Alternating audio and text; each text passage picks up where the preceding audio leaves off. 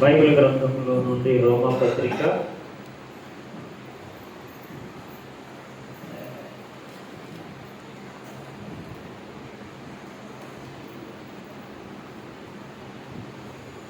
రోమా పత్రిక 9వ అధ్యాయము 23వ వచనము చదువుకొని 24 సాధించాలి.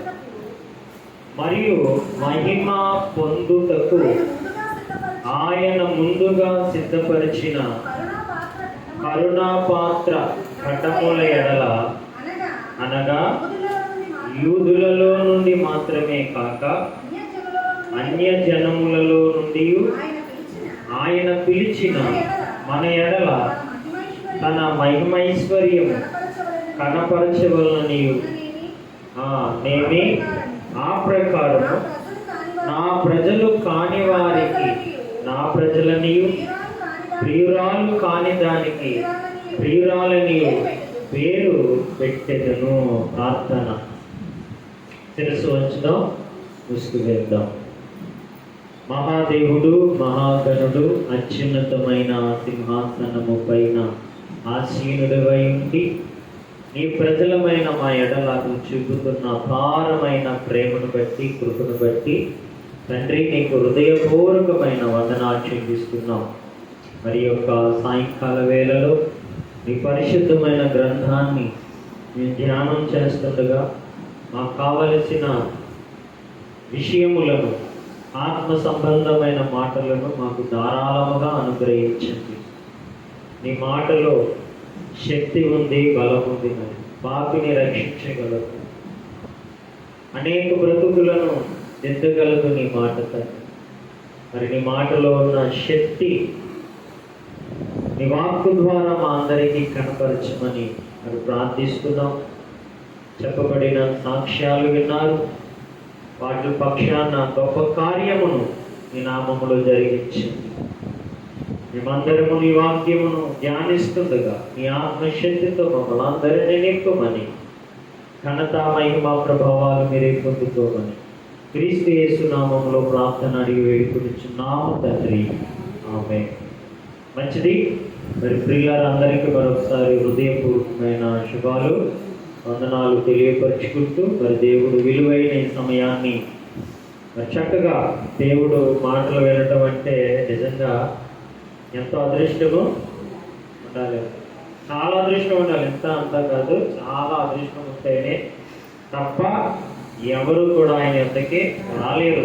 ఒక విధంగా చెప్పాలి, కొంతమందికి చీపుగా చూస్తారు, కానీ మనకైతే ఇది చాలా ఉన్నతమైన పిలుపు, ఉన్నతమైన శక్తి దేవుల్లో మాత్రమే ఉంది ప్రియులారా. అందుకే ఆయన మనం చూడకపోతే ఆయన ఉండలేడు. ఎవరు? దేవుడు వాక్యము మనకి వినిపించలేకపోతే ఆయన ఉండలేడు. అంత ప్రేమ ఆయన. మరి ఆ ప్రేమను మనం కాపాడుకోవాలి. ఏంటి తెలుసు కదా, అంటే కొన్ని బంధాలు మనకు కనపడతాయి. ఆ బంధం తెగిందంటే మరలా ఆ పిలుపు మరొకరికి రాదు. వస్తుందండి? రాదు.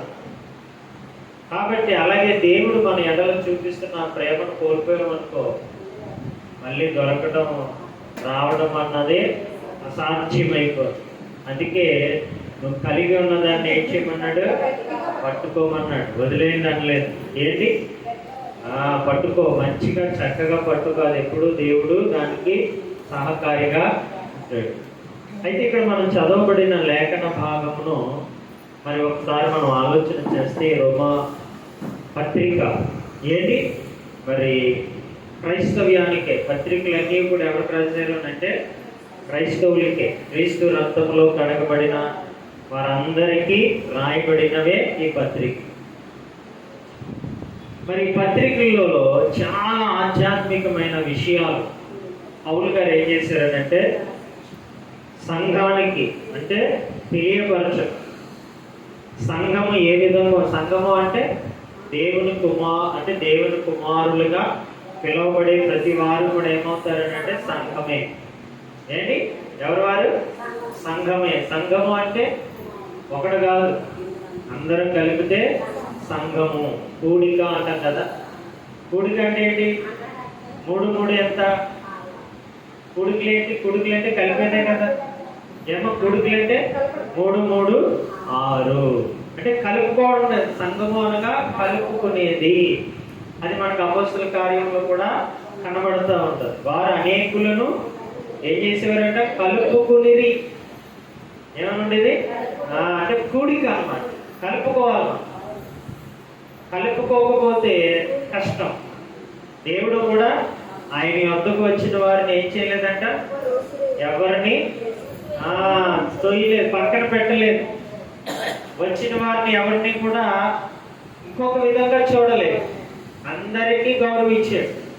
అందరినీ దేవుడి బిడ్డలుగానే చూశాడే తప్ప వీరు పరాయి జనులు, వీరు యూదులు కాదు, వీరు ఇశ్రాయేలు కాదు, వీరు అన్ని జనులని ఎవరిని కూడా ఆయన పక్కన పెట్టలేదు. కాబట్టి మరి క్రైస్తవ్యానికి కూడా ఎలాంటి తత్వం ఉండాలి? అలాంటి తత్వమే ఉండాలి. ఎలాంటి తత్వం? దేవుడు ఎలాగైతే అందరినీ కలుపుకొని ఉన్నాడో, ఏంటి కూర్చుకున్నాడో, దేవుని బిడ్డలైన వారు కూడా అలాగే ఉండాలని ఇక్కడ పౌలు గారు ఏం చేస్తున్నారంటే చాలా మంచి విషయాలు మరి తెలియపరుస్తున్నారు. దాన్ని మనం చదువుతున్నాం. మరియు మహిమ పొందుటకు, ఏం పొందుటకు అంట? మహిమ. ఏంటి మహిమ అంటే? మహిమ అంటే ఏంటండి? ఏది? ఇప్పుడు ఉదాహరణకి సెల్ ఫోన్ ఉంటుంది. అది ఛార్జింగ్ బాగా ఉందనుకో, అందులో రకరకాలమైన మహిమలు కనపడతాయి. ఏం కనపడదు? రకరకాలమైనవి కనపడుతూ ఉంటాయి.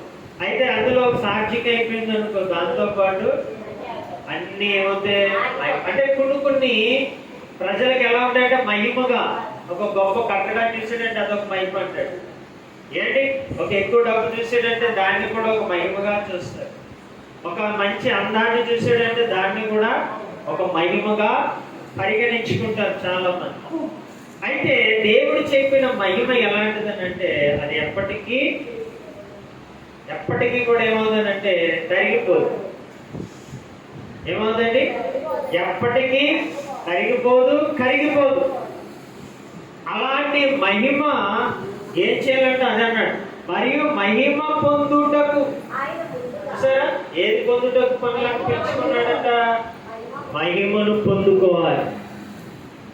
ఈ మహిమ ఎలాంటిదనంటే చాలా ఎత్తైన మహిమ. ఈ మహిమ మళ్ళీ కంటికి కనపడలేని మహిమ. ఎలాంటిదండి? కంటికి కనపడుతుందంటారు. కంటికి కనపడలేని మహిమే దేవుడు మన ఎడల చూపిన మహిమ. అందుకే దాన్ని ఏమన్నాడు అంటే అదృశ్యమైనది అంటాడు. కొరింథీయులకు రాసిన పత్రికలో ఒకసారి మనం చదువుతాం. 2వ కొరింథీ పత్రికలో మరి చక్కటి విషయాన్ని పౌలు గారు ఆ మహిమ ఎలా ఉంటుందో ఒకసారి మనం చదివితే ఏంటి? 4వ అధ్యాయం 17వ వచనంలో మేము, అది ఎవరు? మేము అనగా దేవుని యొక్క మహిమను కలిగిన మనము దేనిని చూస్తున్నాం? చూసారా? మేము దృశ్యమైన వాటిని చూడక. దృశ్యమైనది ఉన్నది, అదృశ్యమైనది ఉన్నది. దేవుడి సన్నిధి అదృశ్యమైనది, దృశ్యమైనది ఏమి కాదు. ఇదే మనం ఎప్పుడు తెలుసుకోవాలన్నమాట. దేవుడి శక్తి అదృశ్యమైనది. దాన్ని ఇంకా డీప్ గా చెప్పాలని అట్లా విశ్వాసం అంటేనే అదృశ్యమైనది అని చెప్పేసి. చూసారా? కంటికి కనబడిన దానిని బట్టి విశ్వాసం కలిగి ఉంటే దేవుడికి పనికిరాడు. అదృశ్యమైన దానిని ఇప్పుడు దేవుడు మనకు కనపడలేదు, కానీ మనం ఏం చేస్తున్నాం? నమ్ముతున్నాం, నమ్మిక ఉంచాం. ఆయనే నా సొంత రక్షకుడని, ఆయనే నా కొరకు ప్రాణం పెట్టాడని, ఆయనే నా కొరకు తిరిగి లేచాడని ఆ అదృశ్య దేవుడు మనం ఏం చేస్తాం? విశ్వసించాం. అదే భక్తి. చూసి నమ్మితే అది భక్తి అవుతుంది, కూర్చేపే ఉంటుంది. అందుకే మనల్ని ఎందులోకి పిలుచుకున్నాడంట? మహిమలోనికి పిలుచుకున్నాడు. ఈ మహిమ ఎలాంటిదనంటే వినబడదు తప్ప కనబడదు. లోకంలో ఉన్నవన్నీ కూడా కనబడితే తప్ప వినబడదు. కనబడిపోతే ఏంటి? కనబడిపోగలన ఏ మహిమ అనుకుంటాం, అబ్బో అదే శక్తివంతమైంది అనుకుంటాం. కానీ అది చెప్పడానికి ఏమీ లేదు. దాని దగ్గర ఏమన్నాయంటారా? ఏమీ లేవు, చెప్పలేదు. ఎందుకంటే ఏమీ లేదు. కానీ దేవుడు ఏం చేస్తున్నాడు ఇక్కడ? మహిమలోనికి పిలుచుకున్నాడు అని అంటే మహిమ లేని వారిగా బ్రతుకుతున్నాం కాబట్టి. అంటే నీ బ్రతుకు నా బ్రతుకు ఏంటో తెలియలేదు. బ్రతుకు విలువ తెలిస్తేనే మహిమ అన్నమాట. అర్థమైంది? మహిమ అంటే మళ్ళీ ఏదో అనుకోకండి. మహిమ అంటే నీ విలువ నీకు తెలియపరచటమే మహిమ. నీ బ్రతుకు ఎలాంటిదో చెప్పేదే మహిమ అన్నమాట. ఇప్పుడు దేవుడు మన బ్రతుకుని ఏం చేశాడు? ఏ విధంగా తెలియపరిచాడు? అమ్మా నువ్వు అనాదివి కాదు అన్నాడు. ఏమన్నాడు? మనం చాలా మంది ఏమనుకుంటాం? ఎవరు లేరు నాకు, నేను అనాథిని, దిక్కు లేని వారిని అని అందరం కూడా అనుకుంటాం. కానీ దేవుడు ఏమన్నాడు? నువ్వు అనాథివి కాదన్నాడు. అదే మహిమ. మహిమ అంటే ఏంటనుకుంటున్నారు? అదే ఆయన మాటే మహిమ అన్నమాట. ఏంటి? ఇప్పుడు ఆ మహిమలోనికి మనల్ని పిలిచి ఆ మహిమలోనే మనల్ని ఏం చేస్తున్నాడు? నడిపిస్తున్నాడు.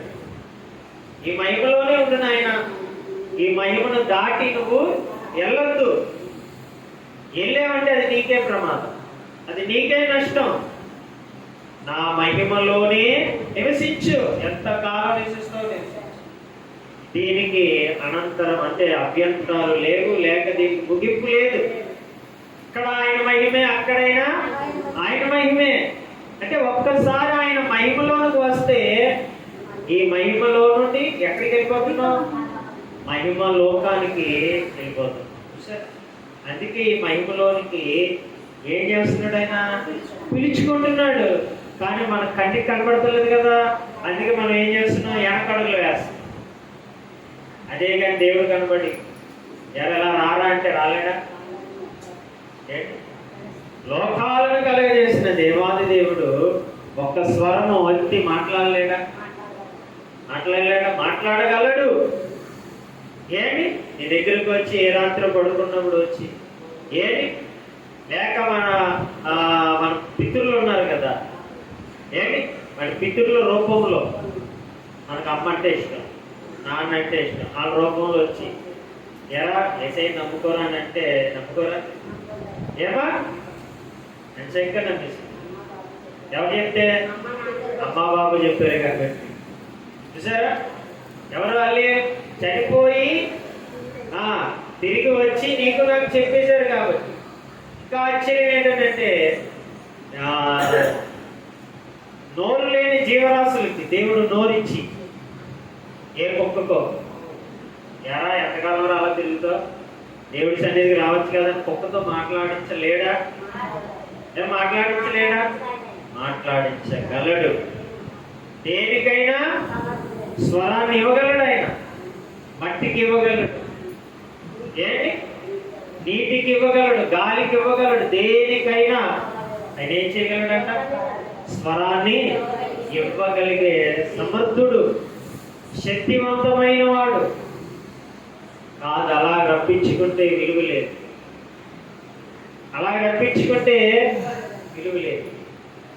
తానంతటికి తానే ఏం చేయబడాలి? తెలుసుకోవాలి, నేర్చుకోవాలి. దేవుడేంటో గొప్పతనం తానంతటికి తానే తెలుసుకోవాలి. దేవుడు మార్చాలంటే క్షణం చాలండి. ఏంటి? మార్చేయగలడు. కానీ ఆ బాణీలోనికి దేవుడు ఎప్పుడు అంత దిగజారిపోడు. జాగ్రత్తగా అంతగా దిగజారుడు ఆయన.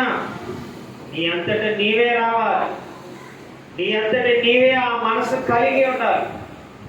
అది దేవుని వాక్కు ద్వారా మాత్రమే నువ్వు రక్షించబడాలి. అందుకే దేవుడు ఏమన్నాడంటే ఈ సువార్తని ఏం చేయాలి మీరు? ఏంటి? సాక్షార్థముగా, మామూలుగా కాదు. సాక్షార్థముగా అంటే ఏంటి? సాక్షార్థముగా అంటే ఏంటంటే నువ్వు పాటించాలి, దాన్ని చెప్పాలి. దాన్నే సాక్షార్థంగా అంటారు. చెప్పేయండి, ఎవడైనా చెప్పేస్తాడు. ఈరోజు చెప్పేవాళ్ళు ఎక్కువైపోయారు, కానీ సాక్షార్థముగా ఉన్న మాట బైబిల్లో ఏంటంటే చూడండి, చదువుతో ఒక మంచి మాట. మత్తయి సువార్తలో యేసు ప్రభుల వారు చెప్పారు ఆ మాట.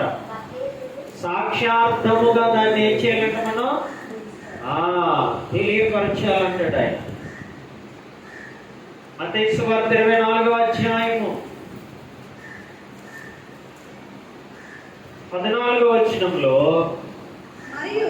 మరియు చూడండి, ఈ మహిమ గల సువార్త కోసం ఆయన మాట్లాడుతూ, మరియు ఈ రాజ్య సువార్త చూడండి సకల జనములకు సాక్షార్థమై లోకమంతటను ప్రకటింపబడును, అంతము వచ్చేదు. ఇప్పుడు ప్రకటింపబడుతుందంటే, కానీ సాక్షార్థముగా లేదు. మీకు అర్థమవుతుందా? సాక్షార్థముగా అంటే ఏంటి? ఇప్పుడు దేవుడు గుణాలు చెప్తున్నాం, కానీ ఆ గుణాన్ని మనం కలిగి ఉండలేదు. అర్థమైందా? ఏది మంచిది? కలిగి ఉండడం మంచిదా, చెప్పడం మంచిదా? కలిగి ఉండడం, కలిగి ఉండి చెప్పడమే మంచిది. కానీ మనం ఏం చేస్తాం? చెబుతాం, కానీ కలిగి ఉండడం. అందుకే ఆయన గుణాతిశయములు అన్నాడు. ఆయన గుణాతిశయములు ముందు మనం కలిగి ఉంటే అప్పుడు దాన్ని చక్కగా మనం వర్ణించగలం. కానీ మనం ఏం చేస్తాం? చెప్పేస్తాం, అబ్బో దేవుడు అంతటోడు, ఎంతటోడు, అంతటోడు అంట. మరి నువ్వు ఎలా ఉన్నారంటే నా భక్తి అంట. ఏంటి? నేను ఎలాగ ఉంటాను, కానీ నేను ఆయన గొప్ప చెప్తాను. అది మంచిది. అందుకే ఇక్కడ ఏమన్నాడు? మరియు ఈ రాజ్య సువార్త సకల జనములకు సాక్షార్థముగా అంటే నువ్వు చెప్పిన మాటలో నువ్వు నిలబడి ఉండాలి. ఎందులో ఉండాలి? దేవుడు ప్రేమామూర్తి అని చెప్పుకో. మరి ఆ ప్రేమ ఎవరిలో కనపడాలి? ఆయన త్యాగశీలుడు అన్నావు, ఆ త్యాగం నీలో. ఆయన దయామయుడు అన్నావు, ఆ దయాగుణము మనలో ఉండాలి. చూసారా? ఆయన కృప చూపించే దేవుడు. నీవు అందరి ఎడల ఇంకొకటి అంటే నీ యొక్క ఏంటంటారు దాన్ని, నీ కరుణ. నీ కరుణ, నీ వాత్సల్యతను వారిపై చూపించు. దాన్నే సాక్షాత్తముగా. ఇది కనపరచాలని దేవుడు మనల్ని ఎందులో పిలుచుకున్నాడట? మహిమలోనికి, ఈ మహిమ లోకములోనికి, ఈ మహిమకరమైన వాతావరణంలోనికి దేవుడు మనలను పిలుచుకున్నాడు. ఇప్పుడు ఈ మహిమలోనే మనం ఏం చేయబడాలి? తినాలి, త్రాగాలి, జీవించాలి. బయటికి వెళ్ళామనుకో మలినం ఉంది. ఈ మహిమను వద్దనుకుంటే బయట ఏముంది? మలినం ఉంది. మరి మలినం ఎవరికైనా ఇష్టపడుతుందనంటే దాన్ని అంటించుకుంటాం. ఇష్టం లేదు కానీ అంటించుకుంటాం. చూసారా? అందుకే దేవుడు మనలను మహిమగా ఉండండి, మహిమగా ఉండడానికే ఆయన నన్ను పిలుచుకొని ఇప్పుడు సాక్షార్థంగా పెట్టాడు. ఎలా పెట్టాడు? సాక్షార్థం. అందుకే ఒక చోట పౌలు అంటాడు, ఒకప్పుడు నేను తెలియక ఏం చేశాను?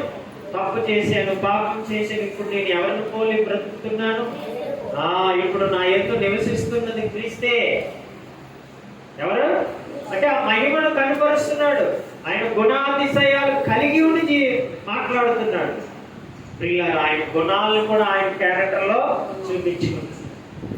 అప్పుడే ప్రియులారా మహిమ యొక్క విలువ బాగా అందరికీ తెలుస్తుంది. చూసారా? చాలా మందిలో ఈ మహిమ లేదు. ఈ మహిమ లేకపోతే మనం దేవుడి బిడ్డలుగా ఎన్నటి వాడికి గట్స్ కలిగి చెప్పలేము. దేవుడి బిడ్డ అంటే గట్స్ కలిగి ఉండాలి. అంటే నేను దేవుని బిడ్డని అని సగౌరవంగా వాడికి చెప్పాలి. నీ మాట తీరులోను నీ నడకలోను దానిని వాడికి కనపరచాలి. అంతే కదా, మైకి ఇచ్చినందుకు దాచిపెట్టుకోవడానికి ఏమా బట్టలు ఇచ్చేటంటే దాచిపెట్టుకోవడానికి ఏంటి, చక్కగా వేసుకుంటే ఏంటి చూసే వాళ్ళేంటి అమ్మ ఇచ్చింది వేసుకున్నారు అని తృప్తి ఉంటుంది. అలాగే దేవుడు మనకి ఏమి ఇచ్చాడు, మహిమ అనేది ఇచ్చాడు. మనం ఏం చేస్తున్నాం, మందిరంలో ఉన్నప్పుడే ఏంటి బయటికి వెళ్ళినప్పుడు మలినం కలిగి ఉంటున్నాం. అందుకే పిల్లలు మనం ఎవరికే గట్టిగా నేరుగా దేవుని మాటని ప్రచురించలేకపోతుంది. అంటే సాక్షార్థముగా చెప్తలేవు, నోటి మాట చెప్పేస్తాను, ఏసై నమ్ముకోరా నీకు దేవుడు అది చేస్తాడు ఇది చేస్తాడు అని చెప్తున్నాం తప్ప మనము సాక్షార్థముగా ఉంది ఏంటి ఆడికి మనం చెప్తలేదు. అందుకే వారు రక్షణ అంటే రాలేక పోతున్నారు, విశ్వసించలేక పోతున్నారు పిల్లలు. అందుకే అలాగే ఎవరు మనం ఉండకూడదని దేవుడు ప్రతి విషయాన్ని కూడా పరిశుద్ధ లేఖనాలు ఎలా చెప్పాలో, ఎలాగ ఆయన గుణాతిశయాలు కలిగి ఉండాలో, ఆయన మహిమలో ఎలాగ మనం జీవించాలో మరి మాట్లాడుతున్నాడు ఇక్కడ పౌలు గారు. ఇంకా చదువుదాం మన పాఠములో. ఎందులో పిలుచుకున్నాడు, మహిమలోనికి పిలుచుకున్నాడట. 23వ వచనం అన్నాడు, మరియు మహిమ పొందుటకు సిద్ధపరిచేసాడు. ఈ మహిమను పొందడానికి అందరికి ముందుగానే చూసారా. ఏంటి ఇప్పుడు పిల్లోడు పుట్టాడండి అని అడిగి పేరు పెడతామని మనం ఏమా అని అడిగి పేరు ఎవడెట్టాడు కదా, అంటే ముందుగానే సిద్ధం చేసుకున్నావు. ఏంటి బాబు పుడితే ఎలాగని, పాప పుడితే ఇదని ఏం చేస్తాం మనం సిద్ధపరచు. ఎందుకంటే ఆ రైట్స్ నీకు ఉన్నాయి, ఏంటి ఆ హక్కు నీకు ఉంది. అలాగే దేవుడు కూడా ముందుగానే ఏం చేసుకున్నాడట, అన్ని అన్ని అన్ని సిద్ధపరిచేసుకున్నాడు. నా పిల్లలు వస్తారు, నా పిల్లలకు ఏమి ఇవ్వాలి, నేను మహిమ ఇవ్వాలి. మామూలు మహిమ కాదు, అంతరించినట్టుది కాదు, ఇది నా మహిమ ప్రత్యేకమైనది. నా మహిమలో ఒక్కసారి వారు ఉంటే దాన్ని ఎప్పటికీ మరవలేరు. అలాంటి ఆశ్చర్యకరమైన ఆ మహిమను దేవుడు మనకి ఏం చేశాడంటే చూసారా ఎలా అన్నాడు, మళ్ళీ చూడండి, ఆయన ముందుగా సరే ఎప్పుడంట, ముందుగా అంటే ఎప్పుడు, ఇంకేమీ లేదు సృష్టికే, ఏమి ఇంకా పోలికలు లేవు. ఏంటి సృష్టికి కూడా ఏం లేదు, ఏ పోలిక లేదు, ఏ రూపము లేనప్పుడే ఆయన ముందుగానే మనల్ని ఏం చేసుకున్నాడంట, ఈ మహిమలోనికి పిలుచుకున్నాడంట. ఎంత మంచి మాట అండి. నిన్న మొన్న అనుకున్న మాటలు కాదు, ఏంటి నీ గుణాన్ని చూసి నా గుణాన్ని చూసి చెప్పిన మాటలు కాదు. చూసారా, ఇంకా భూమి మీద ఎవ్వడు నరుడు అన్నవాడే లేనప్పటే ఆ ప్రభు, ఆ దేవాది దేవుడు ఏం చేశాడంటే మనందరినీ పిల్లరా సిద్ధపరిచాడు. ఎందులో ఉండాలని, మహిమలో ఉన్నవారు ఎలా ఉంటారు చెప్పండి, ఎలా ఉంటారు చెప్పండి. ఒక చోట దావీదు ఉన్నాడు కదా, ఏంటి దావీదు ఏమనుకున్నాడనంటే, దావీదుకి ముందు రాజు ఎవరు, సౌలు గారు. సౌలు గారు ఒక ప్రయత్నం చేశారు, ఏమని, ఈ గొలియాతుని ఎవడైనా చంపితే వాడు నాకు అల్లుడు అవుతాడు. ఏమవుతాడు, రాజుగారికి ఏమవుతాడు, అల్లుడు అవుతాడన్న ప్రకటన ఎవరు చేశారు, సౌలు గారు చెప్పగానే ఆ దూతలందరూ కూడా, అంటే సేవకులందరూ ఏం చేశారంటే డబ్బు పెట్టి ఊరంతా రెడీ చేస్తారు, ప్రకటన చేసేసారు. ఆ మాట ఎవరు కనపడుతుంది, దావీదు గారికి కనపడుతుంది. అప్పుడు దావీదు గారు ఏది కోరిక పుట్టింది అమ్మ, ఏ కోరిక పుట్టింది, రాజుగారు అల్లుడు అయిపోతే ఇంకా నాకు తిరిగి లేడు అనుకుంటున్నాడు. ఎవరైనా అలాగే కదా అనుకుంటారు. చాలా మంది అయ్యే అనవసరంగా చిరంజీవి గారి ఇంట్లో పుట్టిన బాగుంది అంటాడు. ఏంటి ఇంకొకడు అంటాడు అమెరికాలో పుట్టుంటే బాగుంటుందని అనుకుంటాడు మరొకడు. ఏంటి లేదంటే అంబానీ గారి ఇంట్లో నేను ఏదైనా ఏదో మూల పుట్టుంటే బాగుంటుంది అనుకోవడం. అంటే ఎవరికి నచ్చినట్టు వారు ఏం చేసుకుంటున్నారంటే ఊహించేసుకుంటున్నారు. చూసారా, అనవసరంగా ఈ పేద కుటుంబంలో పుట్టేనేంటి మంచి బిల్గేట్స్ కదా అని కుటుంబంలో పుట్టుంటే బాగుంది కదా అనుకోవడం అనుకుంటున్నారు. అంటే ఎవరికి నచ్చినట్టు వారు ఏమనిసుకుంటున్నారంటే ఊహించేసుకుంటున్నారు, ఆలోచించేసుకుంటున్నారే తప్ప అలా దైవ చిత్తం ఒకటి ఉంది, దైవ నిర్ణయం అన్నది ఒకటి ఉంది, ఆయన సంకల్పం అన్నది ఒకటి ఉంది అన్న ఆలోచన ఎవరికి కడతలేదు. సరే అంత విచిత్రంగా ఉందో సమాజం ఎలా మారిపోయిందో. అంటే ఎవరికి వారే ఊహించేసుకుంటున్నారు. అలాగే దావీదు కూడా ఏమనిసుకున్నాడంట, ఎవరికి అల్లుడు అయిపోవాలనుకున్నాడంట, రాజుగారికి అల్లుడు అయిపోతే రాజని పిలుస్తారండి. ఇప్పుడు రాజుగారికి అల్లుడు అయిపోయాడు దావీదు, ఏంటి రాజుగారు అని పిలుస్తారా? మరి ఏమని పిలుస్తారు? ఏంటి రాజుగారి యొక్క అల్లుడు అంతేనా? అంతేగాని రాజు అవ్వడు కదా. సరే రాజుగారికి అల్లుడు అయిపోవాలని కోరుకుడు ఏం దావీదు గారు. అప్పుడు చూద్దాం ఏమన్నాడు. ఏంటి సమూయేలు గ్రంథములో ఏంటి మంచి మాట మనం చదివితే 18వ అధ్యాయంలో ఏంటి మొదటి సమూయేలు గ్రంథము 18:26 వచనంలో సౌలు యొక్క సేవకులు ఆ మాటలు దావీదునకు తెలియజేయగా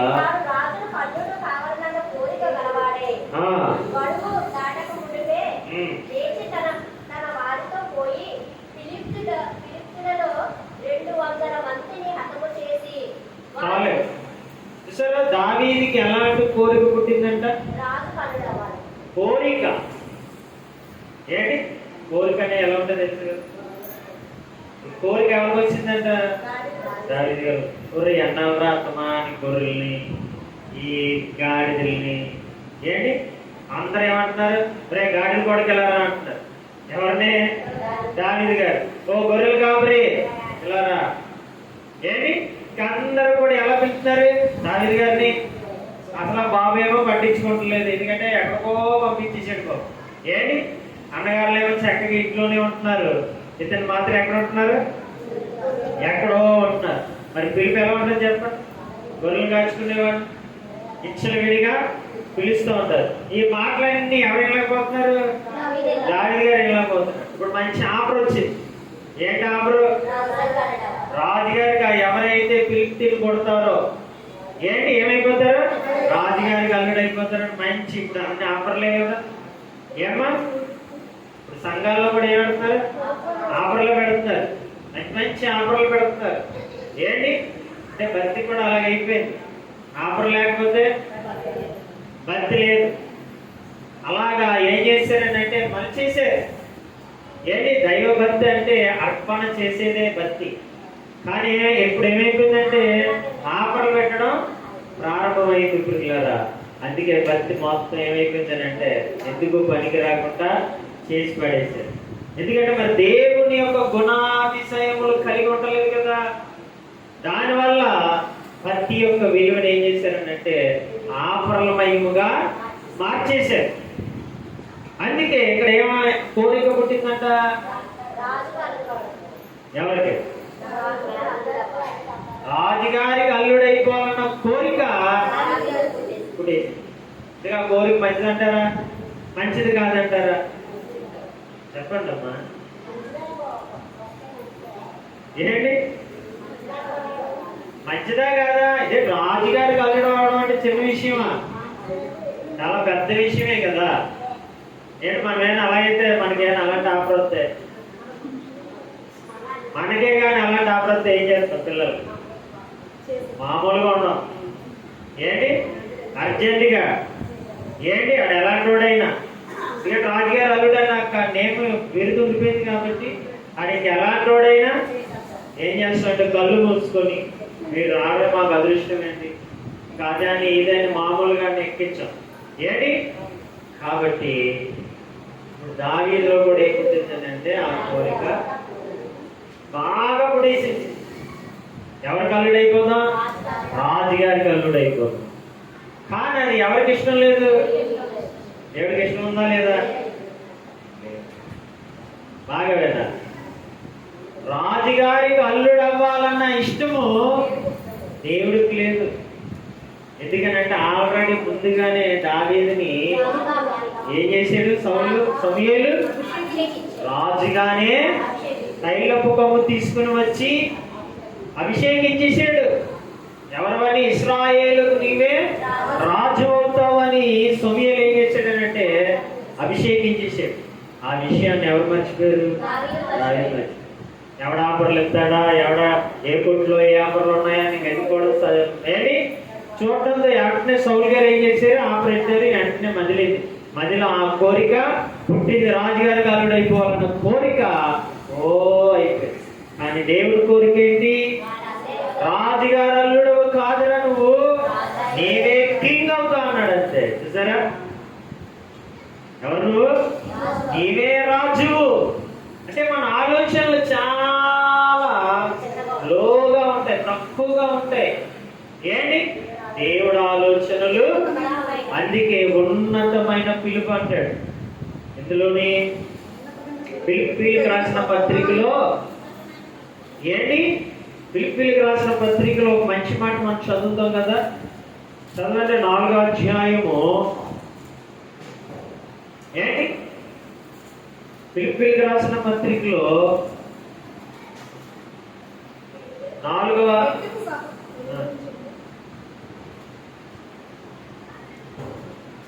3:14 చూడండి. ఫిలిప్పీలకు రాసిన పత్రిక 3వ అధ్యాయము 14వ వచనంలో చూడండి. క్రీస్తు యేసునందు దేవుని ఉన్నతమైన పిలుపునకు కలుగు బహుమానము పొందవలనని. ఎలాంటి పిలుపు అంటే ఇది? ఎలాంటి పిలుపు? ఉన్నతమైన పిలుపు ఇది. దావీదు ఒకటే అనుకున్నాడు, అల్లుడు అవుతే చాలు అనుకున్నాడు. కానీ దేవుడి యొక్క ఉన్నతమైన పిలుపు ఎలాంటిదని అంటే, నువ్వే రాజువి, నీవే సింహాసనాన్ని అధిష్ఠిస్తావు. ఏంటి? యోధా గోత్రం అంతా నిన్ను బట్టే పిలువబడుతుంది. ఏంటి అని దేవుడు గొప్ప వాగ్దానము ఎవరి పక్షాన ఉందనంటే దావీదు పక్షం. కానీ దావీదు ఆలోచన ఏంటి?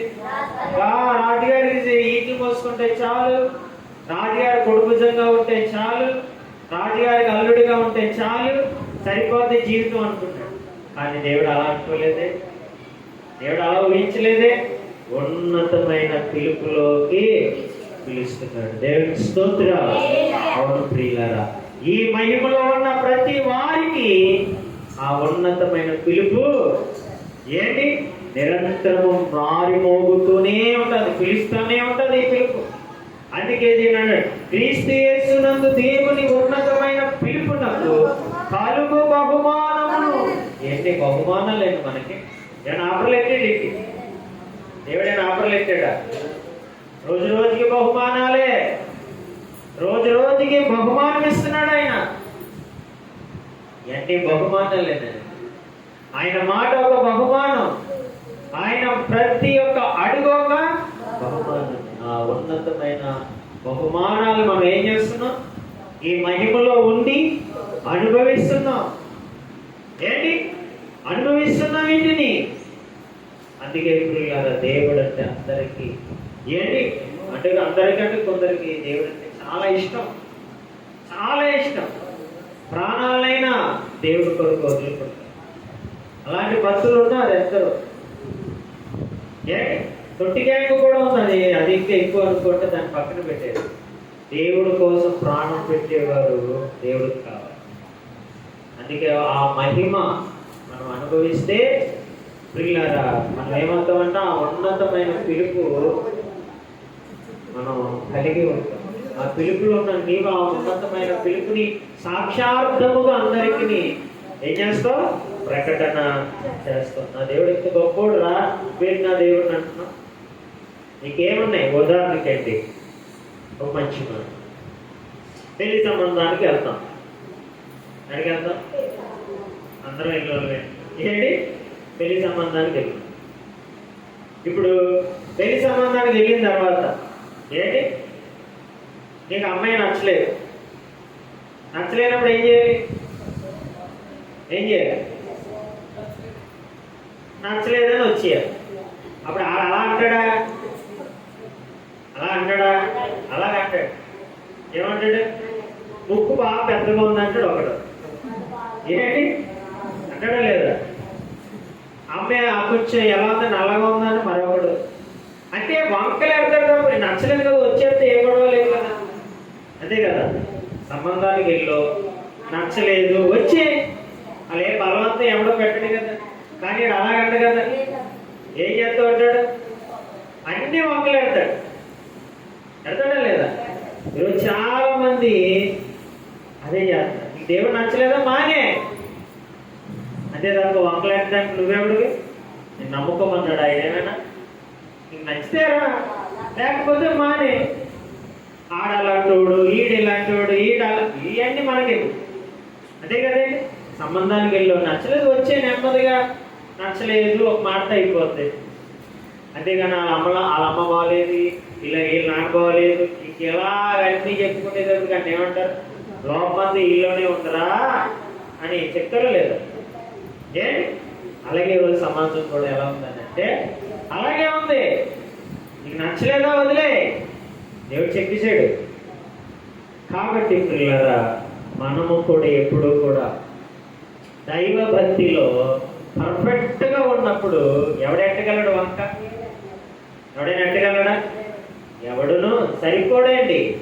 ఆనాడే దేవుడు చెప్పేశాడు, నాలో ఏదైనా వంక ఉందేమో చెప్పరా అన్నాడు. అంతే అన్నాడా? మీరు పెళ్లి కొడుకులైతే నేను వధువును అనుకోండి, నాలో ఏదైనా వంక ఉంటే చెప్పండి అన్నాడు ఆయన. ఎవడైనా చెప్పగలిగాడంటే ఎవడు?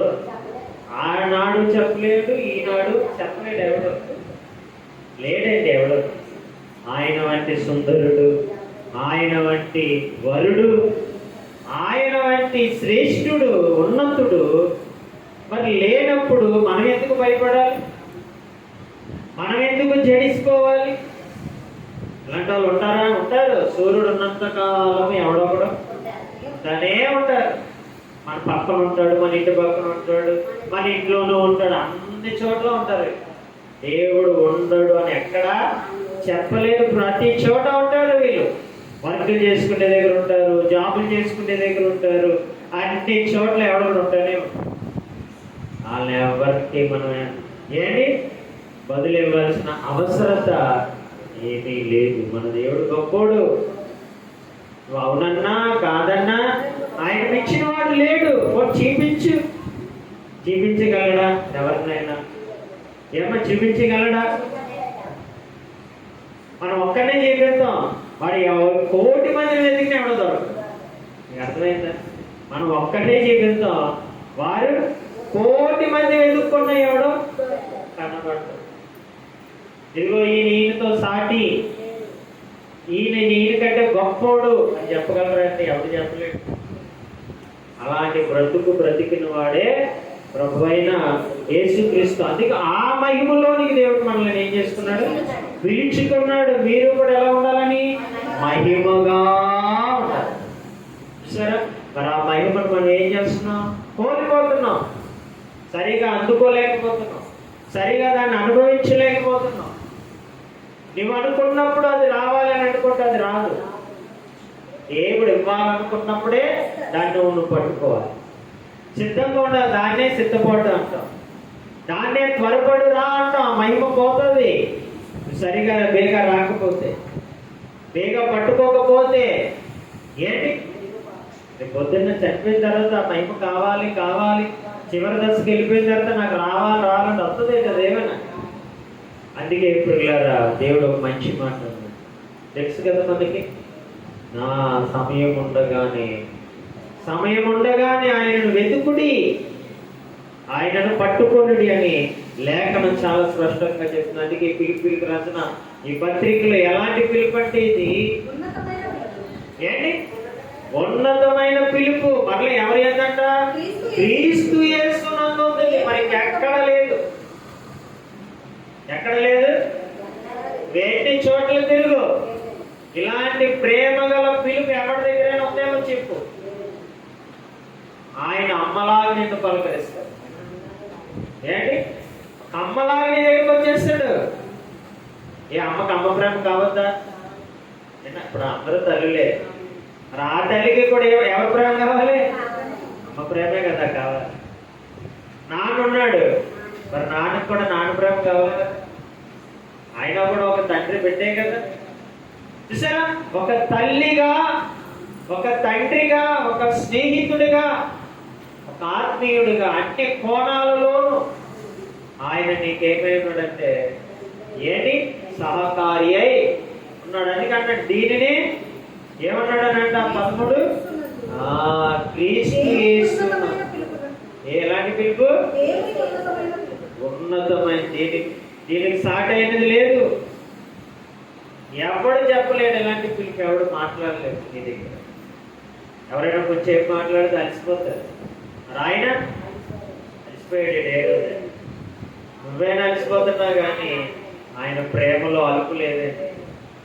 ఆయన కరుణలో అలుపు లేదు. ఆయన కానీ అలసిపోతే మనం ఏమైపోతాం చెప్పండి? మనకు మనుగడ ఉందంటారా? మనుగడ లేదు మనకి. ఆయన అందుకే ఆయన అలసిపోవట్లేదు. నాకు ప్రేమను చూపడానికి, కరుణను చూపడానికి, ఆ పిలుపులోనికి నన్ను రమ్మనడానికి ఆయన ఎప్పుడు కూడా ఏం చేయలేదని అంటే అలసిపోలేదు ప్రియులారా. అందుకే క్రీస్తు యేసునందు దేవుని ఉన్నతమైన పిలుపునకు కలుగు బహుమానమును ఎక్కడ కలుగుతుందంట? ఆ పిలుపులోనికి నువ్వు వస్తే అప్పుడు నీకేం కలుగుతుంది? బహుమానము. ఏం కలుగుతుందండి? బహుమానం. అందరూ అనేక బహుమానాలు ఇస్తారు. ఎన్ని రోజులు ఉంటుంది అది? ఎన్ని రోజులు ఉంటుంది చెప్పండి? ఏమో మనిషినిచ్చే బహుమానం ఎంతసేపు ఉంటుంది? 2 రోజులే. ఏంటి? చీకిపోతాయి అన్నీ కూడా. ఎందుకు పనికిరావు? మరి దేవుడిచ్చిన బహుమానం ఎన్నని చెప్పగలమండి? ఎన్నని చెప్పగలం? ఆ బహుమానాలన్నీ కూడా ఏమై ఉన్నాయి? ఇంకా నిలిచే ఉన్నాయి. ఇంకా నిలిచే ఉన్నాయి. చెప్పుకోవడానికి ఎన్ని ఉన్నాయో ఏంటి దేవుడు అదే దేవుడికి ఏం చేసి నేను ఎన్నని చెప్పగలను? అలా వెంట్రుకలకు మించిన బహుమానాలు నా జీవితంలో ఎన్నో అన్న మనకి తెలుసున్నా చెప్పలేని స్థితి. ఏ స్థితి? చెప్తున్నాం ఆ బహుమానాలని ఏంటి చెప్పుకోవాలండి. అందుకే ప్రియులారా మంచి మాట మనం ఇందాక ఆ పాఠంలో ఆయన ఏమని చెప్పాడు? అందుకే మనం ఎవరి ఎందుకు పరిగెడుతున్నాం? గురి అందుకే పరిగెడుతున్నాం.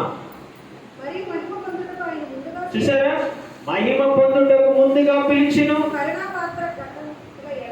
చూసారా? మన ఎడలు ఎలాంటి అంట? కరుణ పాత్ర కటముల ఎడల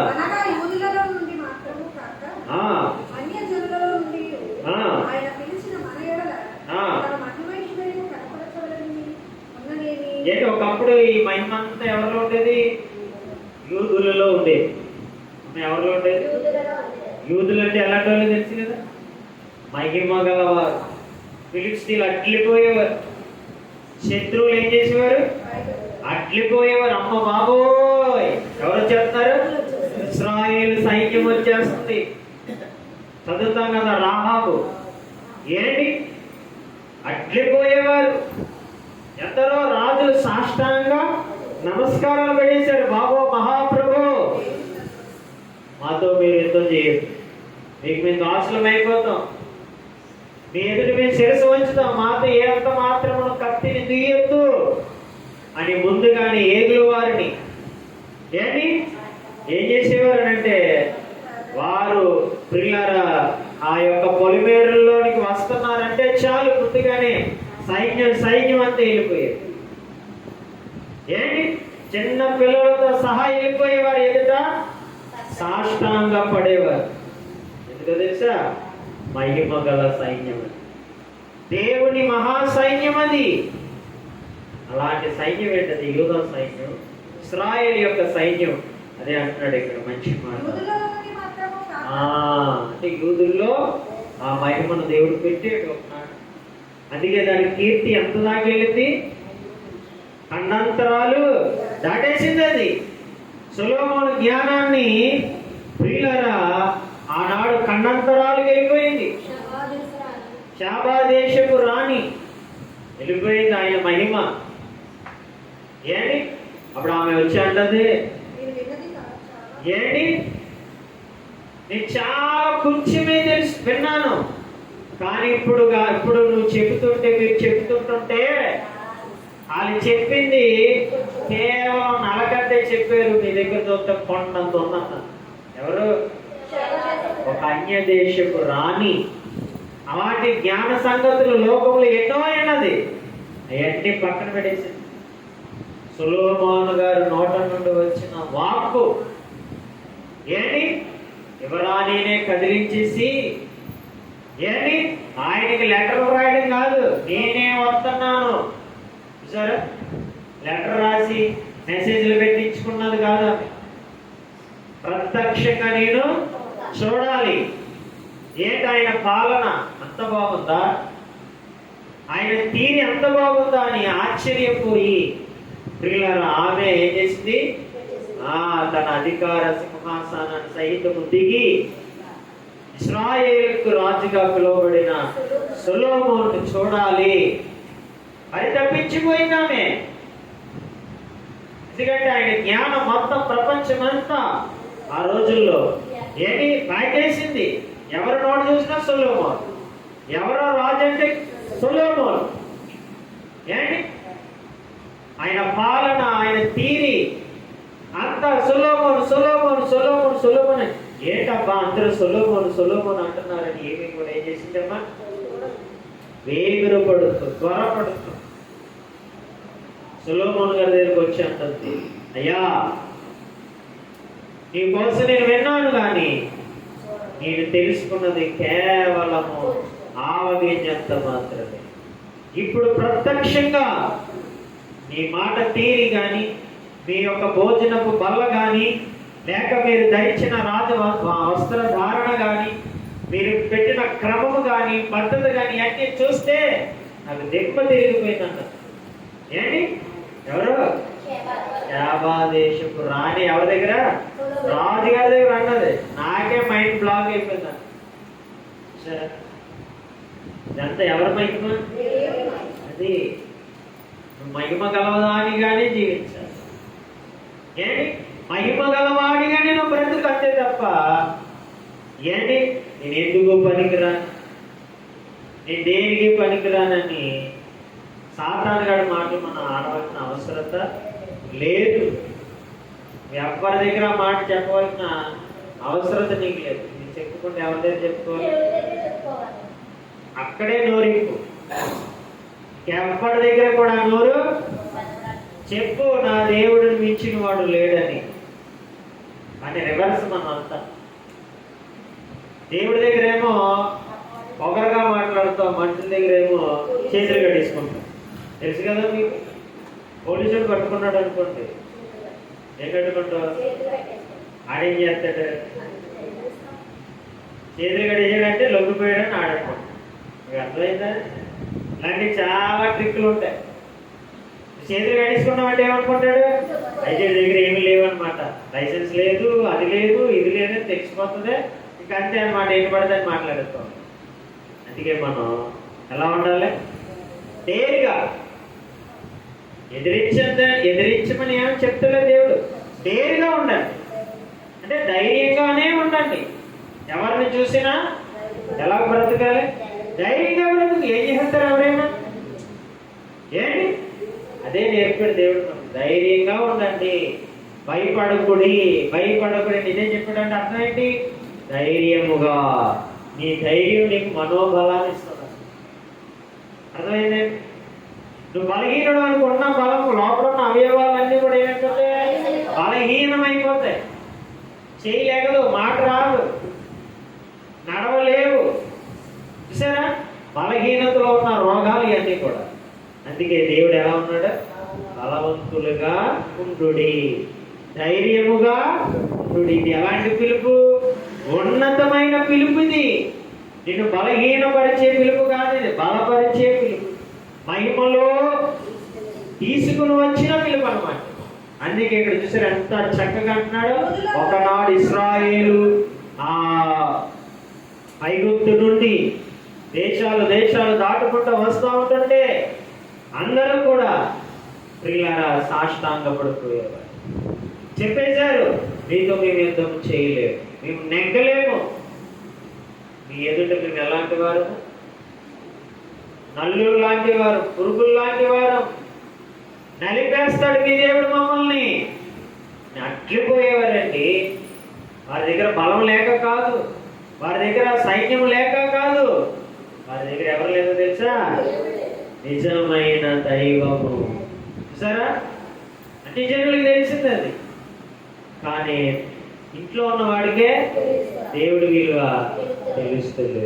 చూసారా ఎంత విచిత్రమో? చాలా మంది అంతే, దేవుళ్ళో ఉంటాడు కానీ దేవుడి విలువ తెలియదు, దేవుడు లేనివాడిగా బ్రతుకుతాడు. ఎంత విచిత్రమైన బ్రతుకులో మానవుడికి. అందుకే దేవుడు మరలా జ్ఞాపకం చేస్తూ ఉంటాడు, రే నువ్వు వట్టివాడు కాదు, నువ్వు మట్టివి కాదు, నువ్వు మహిమవి. సరే, నువ్వు మామూలు మహిమ కాదు, తరిగిపోయే మహిమ కాదు ఇది, 4 రోజులుండి 4 రోజులు వెళ్ళిపోయే మహిమ కాదు ఇది, నిరంతరము ప్రకాశించే గొప్ప మహిమగా ఉన్నావు. చూసారా? వాక్యము ఒక మాట, ఒక వచనం చదివితే ఆ మహిమ నీలోకి నాలోనికి ఏం చేస్తుంది? వచ్చేసి సార్జింగ్ ఇది. అందుకే ఎప్పుడు మనం దేని పట్టుకొని ఉండమన్నాడు అమ్మా? దేవుడు ఎప్పుడు దేని పట్టుకోమన్నాడు?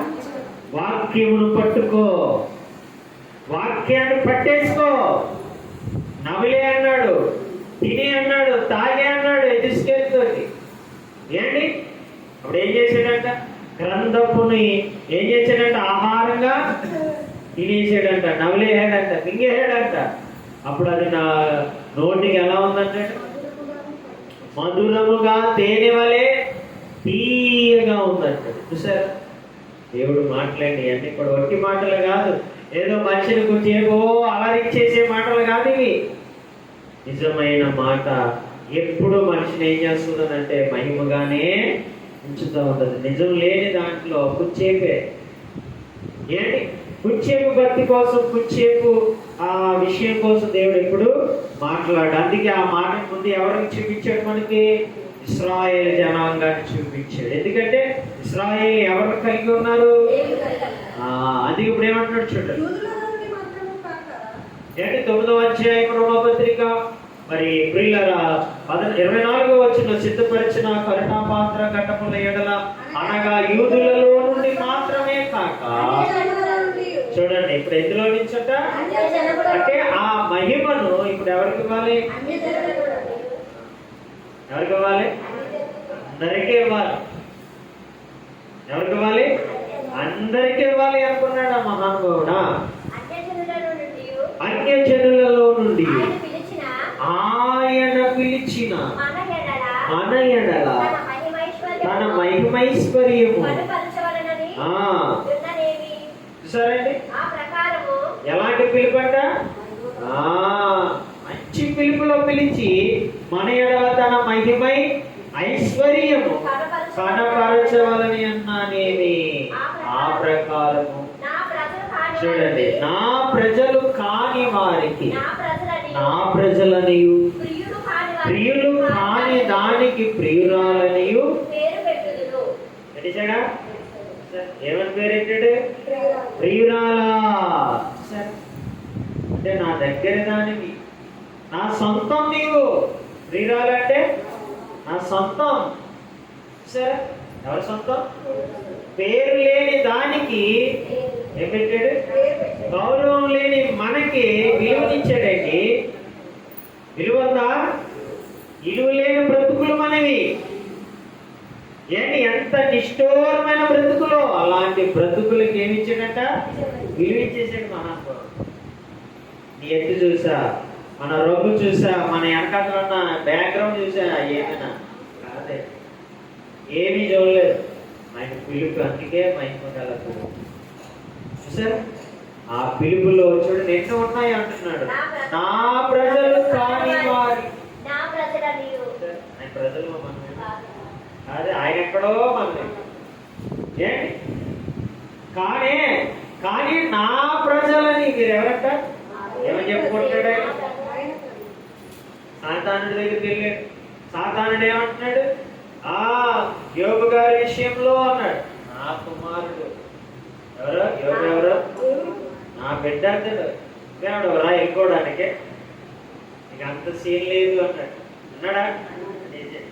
సరే నువ్వేమడివి ఆనాడు ప్రియులారా, మనం చదువుతో రాజుల గ్రంథంలో ఏంటి, ఎవరు అష్షూరి యూదుల మీదకి దండెత్తి వచ్చేయాలనుకుంటారు.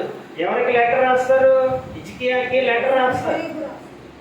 హిజ్కియాకి ఏం రాశారు? లెటర్ రాశారు. ఇదిగో నీ రాజ్యాన్ని ఏంటి సన్నీరీబు అనే రాజుకి, మా రాజు మహారాజు అంటాడు. సన్నీరీబు అంటే ఒక సేవకుడు అన్నమాట, ఒక సైన్యాధిపతి అనుకోవచ్చు. ఏమన్నాడు? అష్షూరు రాజు వస్తున్నాడు, మహారాజు, ఆయన మీరు ఏం చేయండి అన్నాడు? దాసులు అయిపోండి ఏంటి అని లెటర్ రాసేసాడు. అయితే అప్పుడు దేవుడికి చెప్పాడు, అయ్యా ఇదిగో ఫలానా వాడు ఎలా వాగుతున్నాడు, ఏం చేయమంటావు అనేసి ఏం చేస్తాడు? హిజ్కియా దేవుడి సన్నిధిలో హెచ్చుగా ప్రార్థన చేస్తూ ఉంటాడు. అప్పుడు దేవుడు అంటాడు, అని ఏమంటాడు తెలుసా? మీ ఇశ్రాయేల్ జాతిని, అంటే మీ యోధా జాతిని లేకుండా నలిపేస్తానంటాడు. ఏ రాజు నిలబడలేదంట ఎవరు ఎదుట? అష్షూరీలు ఎదుట.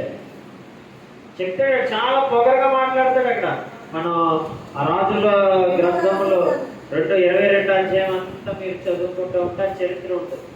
ఏంటి ఎందరినో నలిపేసేమో మీరంతా అంటాడు. లెటర్ రాస్తాడు, చాలా మాట్లాడతాడు. ఇప్పుడు దేవుడు అంటాడు, వాడి సైన్యం కానీ, వాడుకున్న బల సంఖ్య కానీ, వాడి దగ్గర ఈటలు కానీ, బాణం కానీ ఒక్కటైనను, ఒక్క బాణం కూడా ఎక్కడికి రాదన్నాడు తెలుసా? యెరూషలేము వైపు ఎంతలేడన్నాడు. అంతే. ఎవరైతే ఏమన్నాడు తెలుసా? నలిపేస్తాను మీ జనాంగాన్ని అన్నాడు. సన్నీరేపు వచ్చి అంటాడు, మీ యోధా జాతిని ఏం చేస్తానన్నాడు? నలిపేస్తానంటాడు. కానీ ఒక్క బాణం కూడా ఆడి కాదు కదా, బాబు కూడా ఏం చేయలేడు అంటాడు. ఏంటి నిజంగా అక్కడ వెళ్ళే విచిత్రంగా ఉంటాయి. దేవుడు మాట్లాడుతున్నాడు, ఎవడు తాళగలడు చెప్పండి? కొండలే మైనంగా కరిగిపోతే ఆయన మాటకి, అగ్ని అయినా అలా ఆగిపోవలసిందే, ఏడి మీద తగ్గిపోవాలి ఆయన మాటకి. అది ఎంతటి వేడిమి కలిగిన దేవుడు ఒక మాట మాట్లాడితే దాంట్లో ఉన్న సత్తా అంతా ఏమైపోతుంది? సముద్రమే ఆయన దగ్గర ఏమైపోయింది? కుక్క పిల్లలాగా ఆగిపోయింది. నేను గద్దించాడా? దేన్ని? సముద్రపు గాలిని ఏమైపోయాయి? నిమ్మలం అయిపోయాయి. అప్పుడు దాకా అరిచిన ఆ శబ్దం ఏమైపోయిందనంటే నిమ్మలించేసింది. ఎవరు ఆగలరు అయితే? కానీ ఆ పదాన్ని మనం సరిగా వాడలేకపోతాం. చూసారా? అంత గొప్ప శబ్దాన్ని మనం ఎలా వాడలేకపోతున్నాం? చక్కగా వాడతలేదు. ఎలా వాడుతున్నాం? ఇష్టం వచ్చినట్టుగా వాడుతున్నాం కాబట్టి దానికి విలువ లేకుండా అయిపోయేది. అదే కానీ విలువైనదిగా మాట్లాడితే వణుకు వచ్చేస్తుంది ఒక్కొక్కరికి. అందుకే ప్రియులారా, చూసారా, ఏ ఖ్యాతి లేదు నీకు నాకు, నా ప్రజలు కాని వారికి నా ప్రజలు. వీళ్ళు ఎవరని చెప్తున్నాడట? చెప్పాడు. చూసారు? అందుకే ఒక మాట ఉంటుంది కదా బైబిల్లో, ఎవరైతే నన్ను ప్రజల ఎదుట ఒప్పుకుంటారో ఏంటి అంటే ఆయన సిగ్గుపడక, మళ్ళీ ఎలాగంట? సిగ్గుపడక నన్ను ఎవరైతే ఒప్పుకుంటారో నేను వారి విషయములో సిగ్గుపడను. ఇందులో నా బిడ్డలు అని చెప్పుకోవడానికి దేవుడు కూడా ఏం చేయబడ్డాడు? సిగ్గుపడడు. ఆయన కూడా గర్వంగా చెప్పుకుంటాడు. ఏమని? నేను నా పిల్లలు. సరే, అలాంటి బంధములోని మనం ఏం చేయబడాలి? వెళ్ళిపోవాలి. పిల్ల ఈరోజు చాలా మంది పిల్లలు తన తల్లిదండ్రులు చెప్పుకోవడానికి సిగ్గుపడే పిల్లలు ఉన్నారు లేదా? సరే, నీకు అంత చదువేంటి, నీకు అన్ని ఇస్తే ఎవరు పని చెప్పుకోలేరు. వీళ్ళు ఏం చేస్తారు తెలిసి ఫ్రెండ్స్ దగ్గర మనం చేసే స్కూల్ పని అయితే ఏం చెప్తారంటే సాఫ్ట్వేర్ ఇంజనీర్ అని చెప్తారంటే ఎవరు? పిల్లలు. అంటే వాళ్ళు ఏదో తక్కువగా చూసేస్తారేమో అని. అలాంటిది ఏమీ అడగక్కర్లేదు. మనం ఎవరు బిడ్డలని చెప్పుకోవచ్చు, వాళ్ళు కూడా దేవుని బిడ్డలని చెప్పుకో. ఎంత కూలీ చేసినా నువ్వు ఎవరికి పెట్టవే? దేవుడు పెట్టవేనండి. అలా ఎవడని చెప్పగలరా? కోటీశ్వరులు ఉంటారు, దేవుడి బిడ్డలని చెప్పుకోలేడు. అర్థమైందా? ఎవరు? కోటీశ్వరులు ఉన్నారు సమాజంలో, మీ దేవుడి బిడ్డలని చెప్పుకోలేరు, ఒక్క మాట చెప్పుకోలేరు. కానీ మనం ఎవరి బిడ్డలో? కూర్చుంటే దేవుడి బిడ్డలో, నుంచుంటే దేవుడి బిడ్డలో, నడిస్తే దేవుడి బిడ్డలో, పడుకుంటే దేవుడి బిడ్డలో, అన్నం తింటే దేవుడి బిడ్డలో, మంచి చూసారు. ఇదే అండి మహిమ అంటే. ఆ మహిమలోనికి దేవుడు మనల్ని ఏం చేసుకున్నాడు? పిలుచుకున్నాడు. మహిమకరం అంటే నువ్వు ఎప్పుడు దేవుని స్మరిస్తున్నా నువ్వు ఎందులో ఉన్నట్టు అంటే సింపుల్. ఆయన ఆలోచిస్తున్నావంటే మహిమలో ఉన్నావని అర్థం. నీ పిల్లలకి దేవుడి మాటలు చెప్తున్నావంటే మహిమలో ఉన్నావని అర్థం. పిల్లలకి దేవుడి మాటల్లో చెప్తలేదంటే చెత్తలో ఉన్నావని అర్థం. అంతే కదా? మహిమ చెత్త రెండే కదా ఉంటాయి, ఏదైనా మంచి చెడు. కాబట్టి ప్రియులారా, అందుకే అన్నాడు చివరిగా, ప్రియురాలు కాని దానికి. చూసారా ఏంటి? ప్రియురాలు కాని దానికి ప్రియురాలని ఏం పెట్టాడంట? ప్రియురాలు నాది. నాదంటే ఎవడైనా చెయ్యస్తాడా? ఏమా ఈ ఇల్లు నాది అని అంటాం. ఎవడైనా రాగలడా? ఎవడైనా తెగించి రాగలడా? ఎవడో రాలేదే. సరే, అంటే మన ముందు ఆయన నిలబడ్డాడు. కొన్ని సినిమాల్లో డైలాగులు ఉంటాయి కదా, ఆయన కొట్టాలంటే ముందు నన్ను కొట్టండి అంటాడు కదా. అది దేవుడు ఎప్పుడో ఎవరు చెప్పారు అది? అంటే దేవుడి మాటలే వాళ్ళందరూ కూడా ఏం చేస్తారని అంటే కాపీ చేస్తారు అంతే. మనకి ఏదో కొత్తగా కనబడుతుంది, బైబిల్లో ఉన్నది ఏదో పాతగా కనబడుతుంది.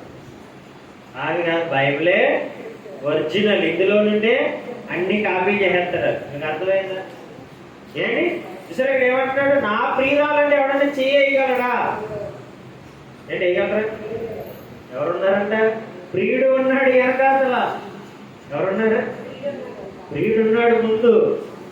అదేనండి మన భరోసా, అదే మన గొప్ప ధైర్యం. మన దేవుడు సైన్యానికి అధిపతి. ముందు నడుస్తున్నాడు. ఎర్ర సముద్రం ఏంటి? ఏదైనా సరే ఏమైపోవాలి? తునాతునకులైపో. యోర్దాను తునాతునకులైపోయింది, ఎర్ర సముద్రం ఫరో సైన్యం తునాతునకులైపోయింది. ఏది నిలబడ్డదో చెప్పండి? ఆయన ప్రజల ఎదుటి ఏది నిలబడ్డది? అసోరు సైన్యం నిలబడ్డదా? బబులోను సామ్రాజ్యం నిలబడ్డదా? మాదీయులు పారసీకులు సైన్య ఆ రాజ్యాలు నిలబడ్డాయా? ఏది నిలబడ్డదో చెప్పండి? ఎవరు ఎదుట? దేవుని ప్రజల మహిమ ఎదుటి ఏది నిలబడ్డది? అగ్నిగుండాలైనా నిలబడ్డాయా? సింహాల బోనులైనా నిలబడ్డాయి? ఏది నిలబడలేదు. ఎవరి మహిమలో? మరి ఎన్ని గొప్ప సంగతులు మనకు తెలుసుండి కూడా ఎందుకు మనం బెదురుతున్నాం? ఎందుకు దేవుడి విషయంలో ఇంకా మనం వెనకడుగు వేస్తున్నాం అంటే దేవుడి మాట నీకు నమ్మకం లేదా? అంతే కదా అర్థం. నమ్మకం లేదనే కదా అర్థం. ఏమి లేదు, ఇంకా మనకు నమ్మకం లేదు. నమ్మిక పడతలేదు. ఇంకా ఇంత గట్టిగా ఇంత రోషితులని చెప్తున్నా సరే ఇంకా మనకి ఏం పడతలేదు, ధైర్యం సాధలేదు. ఏంటి దేవుడి కోసం చెప్పాలా? దేవుడి సన్నిధిలో ఉండాలా? చదవాలా? సరే, ఇంకా బలహీనుడుగా ఉంటే నేను ఎవడేం చేసేది లేదు. డాక్టర్ చెప్తాడు, అమ్మ మెడిసిన్ వాడు బతుకుతాం అంటే చెప్పగలడు అంతే. రోజు ఇంటికి వచ్చి గ్లాస్ నీళ్ళు ఇచ్చి మందు నీ చేతిలో పెడతాడా? ఎవడే అంటాడు? అలాగే దేవుడు కూడా చెప్తాడు, దాన్ని మనమే మెడిసిన్గా తీసుకొని చక్కగా వాడుకుంటే నువ్వు ఎవరి బిడ్డగా పిలువబడతావు? ఎలా పిలువబడతావు? ప్రియురాలు. ప్రియురాలు అయిపోతే ఎన్ని గిఫ్ట్లు వచ్చేస్తాయో, వచ్చేస్తాయి రావా? ఏమన్నా ప్రియురాలుగా ఉంటే ఎన్ని బహుమతులు వచ్చేస్తాయో రావా? చాలా వచ్చేస్తాయి. నువ్వు వద్దన్నా సరే తెచ్చేస్తాడు ప్రియుడు. ఏంటి అంత గొప్ప ప్రియుడు మన ప్రభువైన యేసుక్రీస్తు. ఆయన బహుమానాల్ని అనుదినం పొందుకుందాం. ఆయన మహిమలో ఉంటూ ఆయన్ని మహిమపరుచుకుందాం. దేవుడి మాటలు మన వినికిడిలో దీవించునుగాక.